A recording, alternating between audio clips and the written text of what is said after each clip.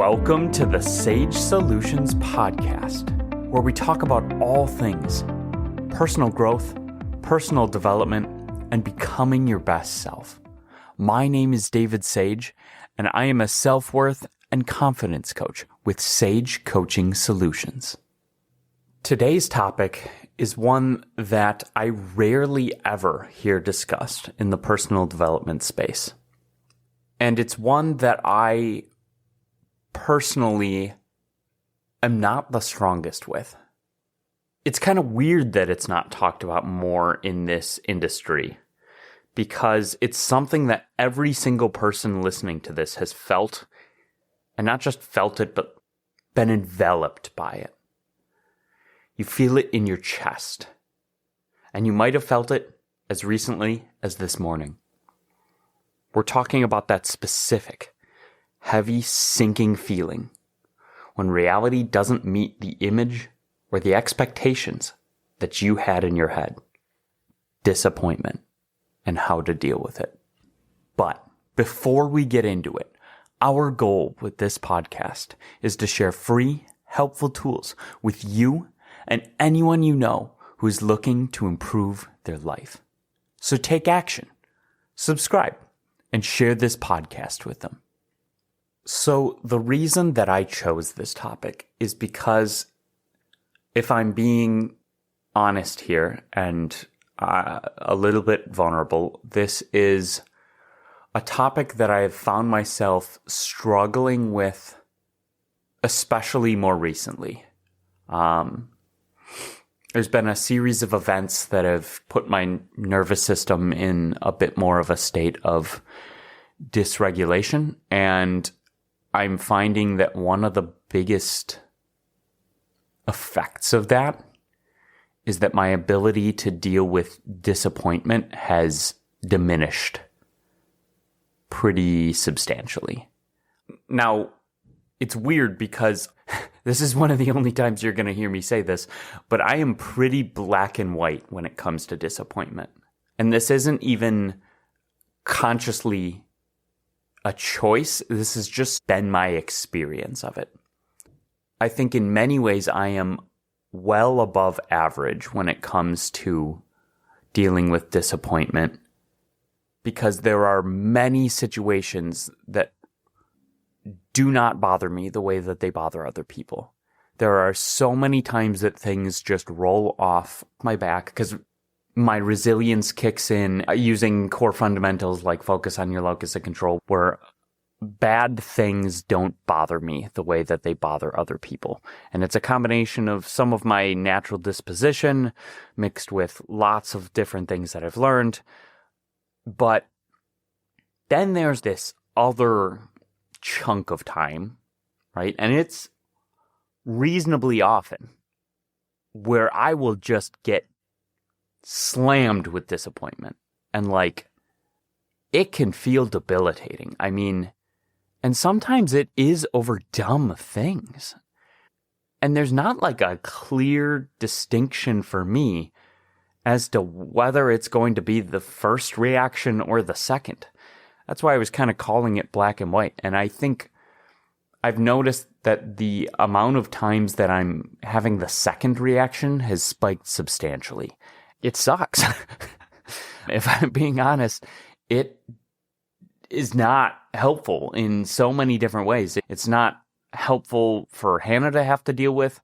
It's just not great. It's a topic that I've, like I said, really not seen in the personal development world. So I'm just finding that this is really affecting me in a negative way. And so I decided I was going to do some research and try and tackle this. And what better way to do that than to prep a podcast on it, and we'll figure it out together. But we should really get into what disappointment is before I get too far down this tangent. So what is disappointment? Disappointment is the unhappiness, the dissatisfaction or frustration that is felt when hopes, expectations, or desires are not met. It comes from the gap between reality and anticipation. This often involves a sense of loss. It can refer to a person, a thing, or an event that fails to meet expectations. It's the job you didn't get, the relationship that didn't turn out how you hoped, or even the small things. The rain on your wedding day, or the project that fell flat. We often treat disappointment as a negative emotion to be avoided at all costs. But what if I told you that disappointment isn't just a side effect of living? It's actually a sophisticated biological and psychological feedback loop. So today we're going to peel back the layers. What is disappointment really? Why does it feel so much like physical pain? And most importantly, how do we move from being victims of disappointment to using it as a tool for personal development? So let's get back to that definition. In psychology, disappointment is often defined as a form of expectation disconfirmation. It's a fancy way of saying it is the psychological gap between our internal map of how the world should work and the actual territory we find ourselves walking on, also known as reality. Our brains are prediction machines. We are constantly simulating the future to keep us safe and hopefully successful. When the reality doesn't match that simulation, we experience a sort of prediction error. The problem is that disappointment isn't always proportional to that gap. There's multiple problems here. You are not able to see the future. So no matter what, you are going to run into times where your predictions are wrong. And the firmer that you make these predictions, the larger the severity of that disappointment. This is the difference between a guess, a hope, an assumption, an expectation, and an unwavering belief, right? But not always. And this can actually be some of the most frustrating parts of disappointment. It's when you randomly get super disappointed over, frankly, stupid shit. Small predictions, small unoptimized things that for some reason you cared way more than they actually mattered. And I'm not just talking about this, I'm saying this from experience. Some of the times that I get disappointed just feel so dumb and random, but the intensity of that emotion just washes over me and really just stops me in my tracks from whatever I was doing. Obviously, that's not a great place to be. It's really not very helpful, which is why we're working on and tackling it together today. There's also a lot of extra nuance here. Like, it's not always just about the thing that we lost. Sometimes it's about the loss of the future that we had already started living in our minds. Sometimes it's a form of cognitive dissonance because we believed something would happen.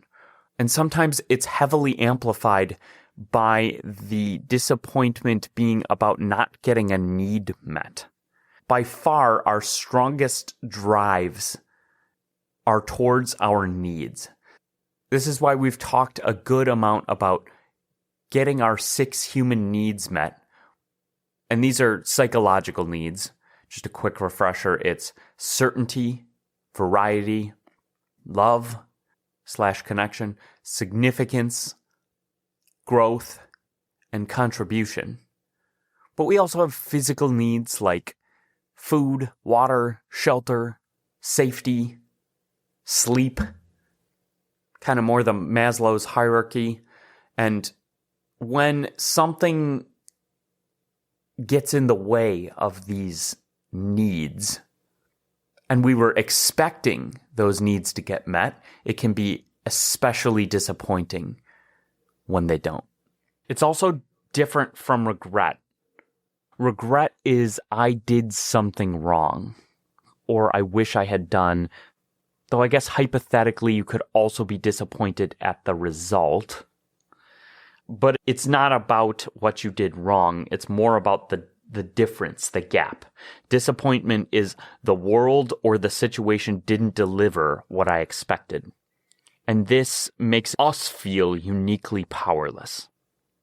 Okay, you might be thinking, all right, fine, I understand it. I get what disappointment is. But why does it hit so hard? Well, if you've ever wondered why disappointment feels so visceral, like a literal weight in your stomach, it's because your neurochemistry is taking a hit. There's a concept in neuroscience called the reward prediction error, and it's been heavily studied. In a landmark study by Wolfram Schultz, published in Science, researchers found that dopamine neurons don't just fire when we get rewarded. They also fire when we anticipate a reward. When you expect a win, your brain gives you a dopamine squirt in advance. But if that reward is withheld, what you actually get is a loud no instead of the satisfying yes that those dopamine neurons are craving. In fact, they actually depress their firing rate and sometimes even go silent. This dopamine dip is why disappointment feels like a crash. Your brain had already spent the currency of success, and now it's in a deficit. In another study by Marcel Zeelenberg, in Cognition and Emotion, highlighted that disappointment is often tied to other agency, the feeling that external forces are in control. This lack of agency is why disappointment can lead to passivity if we don't handle it correctly. It's not just sadness. It's a signal that your environment isn't responding the way you want it to. The happiness expert Mo Gadot talks about this in his book about happiness called Solve for Happy. He talks about lots of different things in the book. But one of the major points that he tries to get across is basically that disappointment is the number one way that we are robbed of happiness. Just to be clear, not the only way, but the most pervasive. He even has a happiness equation that boils down to happiness is greater than or equal to your perception of the events in your life. Notice he said perception, minus your expectations of how life should be. A big part of that equation sounds a lot like the definitions that we explored of disappointment. I also want to touch on the flip side. Disappointment is the negative version of this. When reality goes differently than your expectations in a positive manner, we generally aren't disappointed. In fact, we're pleasantly surprised. We're usually excited, elated. When the dopamine spike is bigger than we were expecting, it feels great. But that's not really what we're talking about here, is it? I also want to make a note that he said the expectations, because when you expect something, there's a strength in the wording there that makes a big difference. And we talked a lot about this in our episode on unwrapping expectations that we aired around the holidays. The Dalai Lama said that comparison is the thief of joy. Now, we take that to mean comparing yourself to others. But comparison can be comparing any two things, including comparing reality to your expectations. With this broader definition of comparison, it does seem to be the most major thief of joy. Okay, this is all great, but what do we do with it? And I'm wondering that myself. Like I said, I have been struggling with this more recently. I'm finding more and more often that I'm falling into a place of disappointment, sometimes over things that really don't deserve for me to be that disappointed over them, if I'm just being honest. So this next section is what I've really been working on. And guess what? Just like everything else, this skill of dealing with disappointment is built like a muscle. So how do we develop this muscle? How do we take back that silent dopamine firing and turn it back into momentum? It isn't about lowering your expectations to zero. That's just a way to live a smaller life. Most of the time that people default to pessimism, it's because they don't like dealing with disappointment.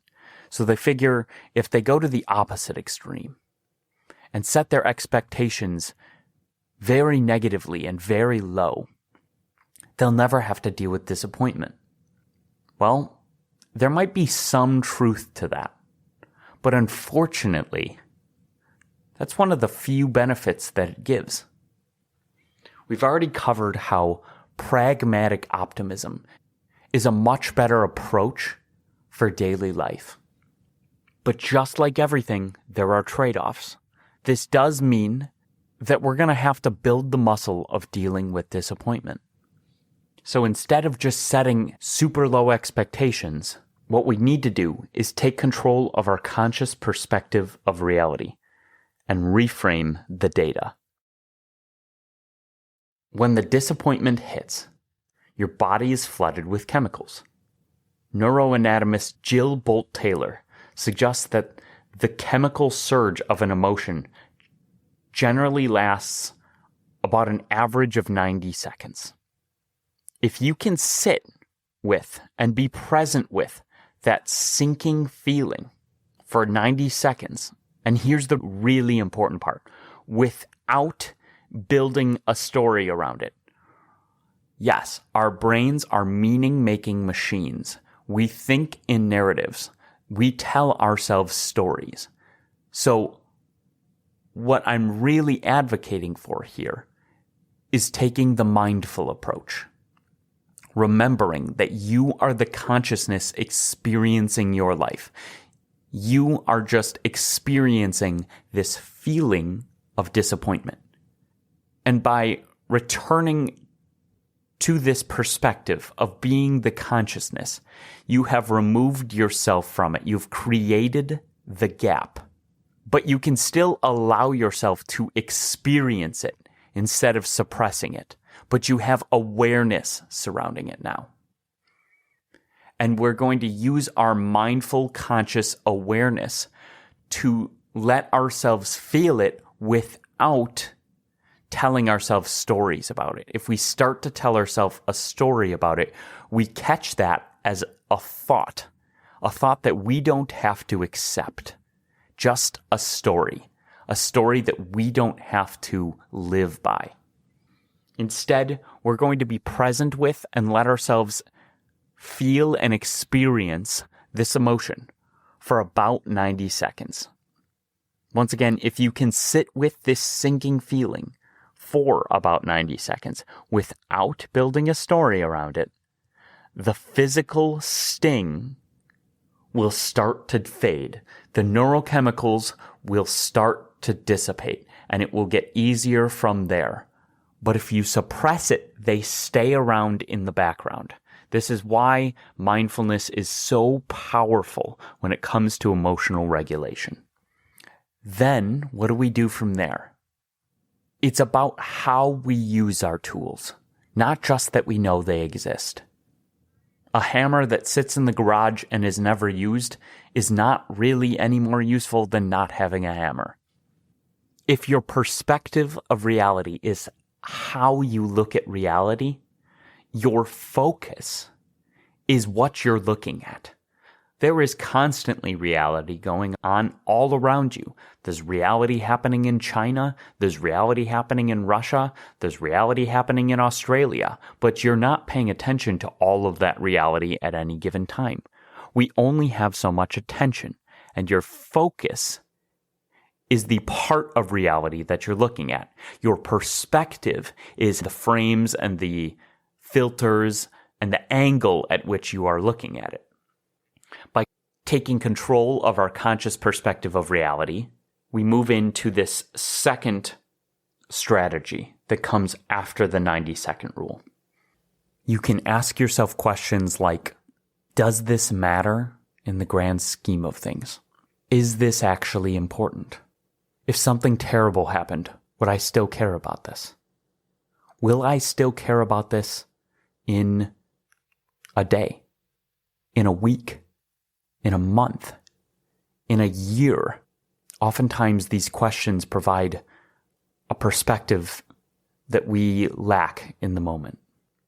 Ask yourself, is this a no or a not yet? Disappointment isn't just a feeling. It's also information. It tells you something. It tells you that your current strategy or your current timing might be off. Top performers in any field don't see disappointment as a dead end. They usually see it as a recalibration point. As the feeling starts to subside, we reframe in a growth mindset. We figure out how we can learn. We ask ourselves questions because these questions shift our focus. This is one of the ways that taking control of your self-talk, especially in the form of questions, can change both your perspective and your focus. Since Zeelenberg showed us that disappointment is linked to the feeling of powerlessness, this means that one of the best solutions is to find a small thing that you can control. Focus on your locus. You can't control everything in your world. You have to accept that. And the thing that you're feeling disappointment over is likely something that you can't control anymore, even if you could have proactively. And I think this is where I tend to struggle the most. It's when I feel that it was within my locus of control.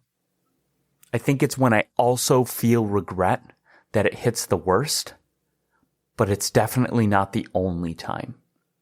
By letting go of the things that you don't currently have any control over and focusing on the things that you do in this state of disappointment, like repair or mitigating damage or making the most of the situation, or even moving on and doing something else helpful, fun, productive, whatever it is, you take back your agency and stop that feeling of powerlessness. So find the one small thing that you can immediately control. If you didn't get the job, you can't control the hiring manager, but you can control the quality of your next 20 minutes, whether that's going for a walk or doing something else that makes you feel like you've accomplished something, updating a bullet point on your resume, thinking through better ways to answer a question, or simply just moving on and making a cup of tea, or doing something that you enjoy. Reclaiming your agency kills the paralysis of disappointment. So how do we bring this all together? First, we remember that disappointment isn't just a feeling. It can actually teach us things that help us in the future. If you're feeling disappointed, that means you cared. And if you cared, there's probably a reason why you cared. This can help us develop our self-awareness. This can help us get clearer on our drives and motivations, on our values, needs, on the things we care about. And it can also help us build better plans for the future. But when it comes to actually dealing with disappointment in the moment, follow these 3 steps. First, harness your awareness. You are the consciousness that is experiencing your life and this disappointment. Bring yourself to the present and bring your awareness to this disappointment. Don't suppress it. Find the gap and observe it. Let yourself feel it, but maintain your awareness. And while you're letting yourself feel this, give yourself a time limit. Give yourself 90 seconds to just be present with and feel the feeling of disappointment. But use your awareness to prevent yourself from attaching meaning to it when you're in this heightened emotional state. If you can do this, if you can build this muscle over time, you will find that the neurochemistry that is creating this disappointment will dissipate after you've given it that 90 seconds because you haven't suppressed it, you've been present with it, and you haven't attached meaning. The second step is going to be taking control of your self-talk. I like to picture in movies when somebody goes into the principal's office and hijacks the microphone. You get to do that with your self-talk. You can make your brain say whatever you want on the inside. So use it. Ask yourself questions and take control of your perspective of reality. Reframe the situation in a much more helpful way to either learn from it or to get through it. And then third, take control of your focus and focus on your locus of control. Stop worrying about the things that you can't do anything about and direct your focus, your awareness to something that you can. Give yourself power and you will stop feeling so powerless. Use mindfulness and the 90-second rule. Follow it up with self-talk. Utilize your self-talk to ask helpful questions. Take control of your conscious perspective of reality and reframe the situation in a more helpful way. And then, of course, third, focus on your locus of control and take back your agency so you don't feel so powerless. As we wrap up today's episode, I want to leave you with a thought that I find myself returning to whenever my own expectations get shattered. It's a quote from Dr. Martin Luther King Jr., who knew more about navigating disappointment than just about anyone who ever lived. He said, "We must accept finite disappointment, but never lose infinite hope. The finite part is the key. The job, the project, the specific outcome, those are finite. They have a beginning and an end. But your capacity to try again, your hope for the future, that can be infinite. Disappointment is simply the price of admission for a life of meaning. If you aren't being disappointed, you aren't reaching. You aren't testing the boundaries of what's possible. So next time you feel that heavy drop in your chest, take a breath, acknowledge it, and give yourself the time you need. Remember that your brain is just recalculating, and you control your perspective. And then find your agency. Hold on to that infinite hope, and take the next small step. I'm going to be practicing this in my own life, and I hope you will too. And remember, you are enough, and you deserve to fill up your inner cup with happiness, true confidence, and resilience. Thank you for listening to the Sage Solutions podcast. Your time is valuable, and I'm so glad you choose to learn and grow here with me. If you haven't already, don't forget to subscribe so you don't miss out on more sage advice. One last thing, the legal language. This podcast is for educational and informational purposes only.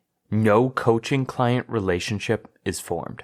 It is not intended as a substitute for the personalized advice of a physician, professional coach, psychotherapist, or other qualified professional.